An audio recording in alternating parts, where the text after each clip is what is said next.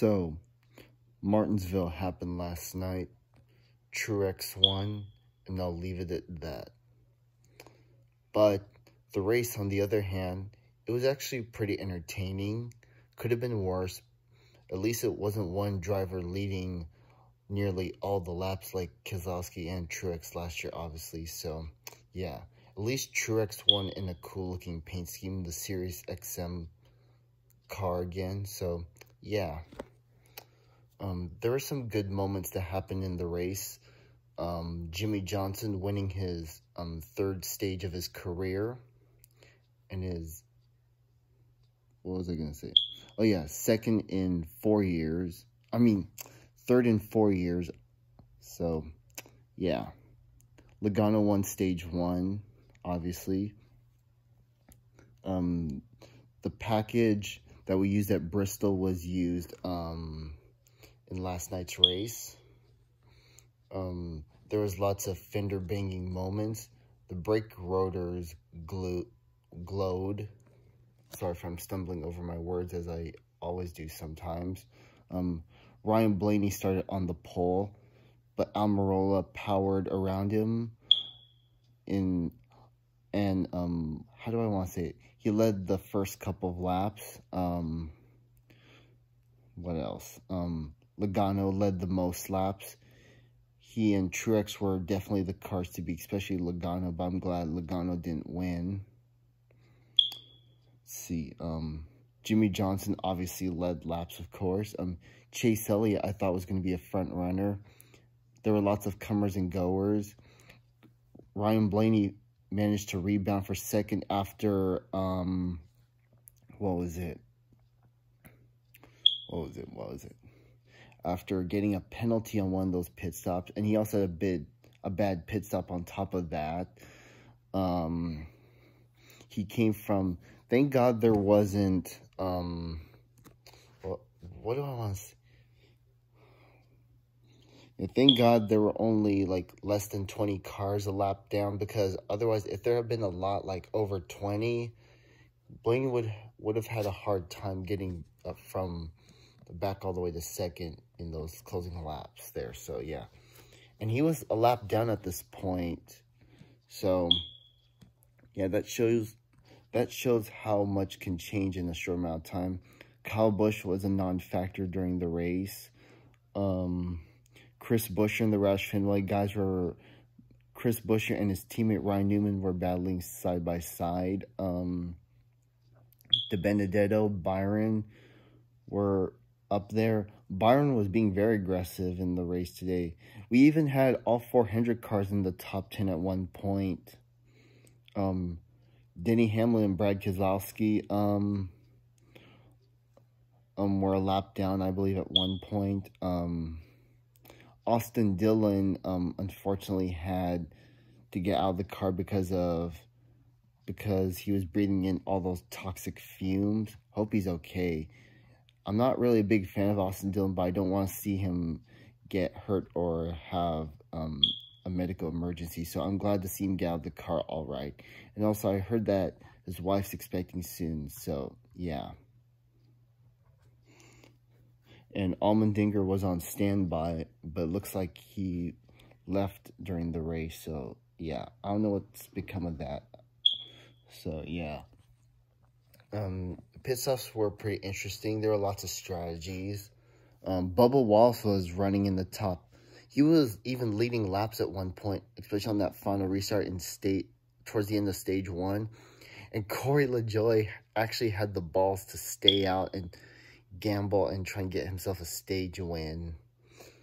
So, yeah, that was pretty fun, especially knowing that he had the face on, well, his face on the car, but with a twist, him wearing a mask.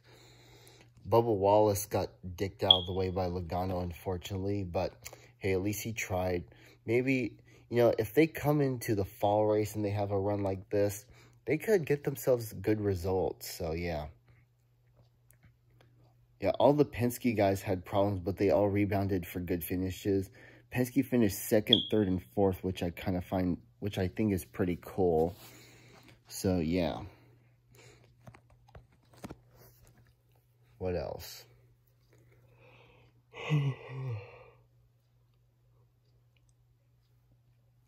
By the way, Bubba Wallace's paint scheme was lit. It was the hashtag Black Lives Matter car. So yeah, that was pretty fun. It's pretty fun to see him run up in the top 10. Johnson, I'm a little sad that he didn't get the win, but I'm glad he got a solid top 10 finish. It's better than the results he's had at Martinsville in the past. Well, ever since the last time he won there, so at least that's good, I guess. Bubba Wallace finished a solid 11, which is good. Chris Buescher, 12th. LaJoy, actually, I think he finished the race on the lead lap, I think. So, yeah. Clinton Boyer, I believe, was up there in the top 10, I think.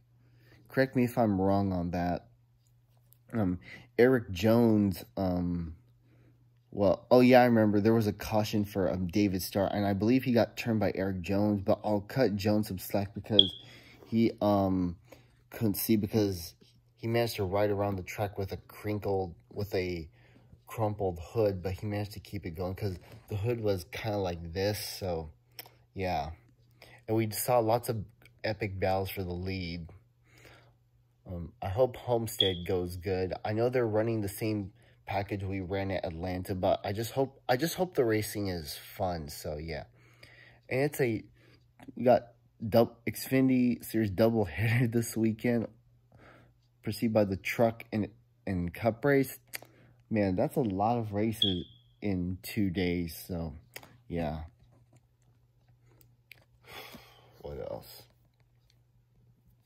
What else happened?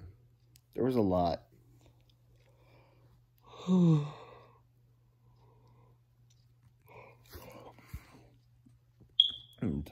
Just woke up from a nap a while ago, so yeah. What else? Yeah, there's so much that happened. I thought Blaney was gonna catch Truex within those closing 30 to 25 laps, but Truex was long gone. So, in all honesty, it's just whatever. At least Kyle Busch or Logano didn't win. So, yeah, that's a plus for me, I guess. What else? Oh, yeah, I remember Tyler Reddick was in the top 10 at one point. Yeah, he was another driver. Eric Almirola, oh yeah, some drivers kept having battery issues. I think, was it Joey Gase that had a battery issue? Eric Almirola kept having battery issues, so he kept coming down pit road a lot. So, yeah. There were lots of drivers with issues last night, but in all honesty, it's whatever. Well, I hope Miami goes over well, because that's going to be fun. So, yeah. But on top of all that, congrats to Truex, I guess. That was going to be Blaney, but hey, it is what it is. But anyways, thank y'all for watching. This has been Chase Fan number 9 here. Make sure to comment, like, and subscribe. Make sure to hit the bell down below to get notifications for all my videos. Make sure to go hit that like button and go follow me on Twitter at ChaseFan_9. With that, I'll see y'all in my next video. And until then, have a good one. Bye, everyone.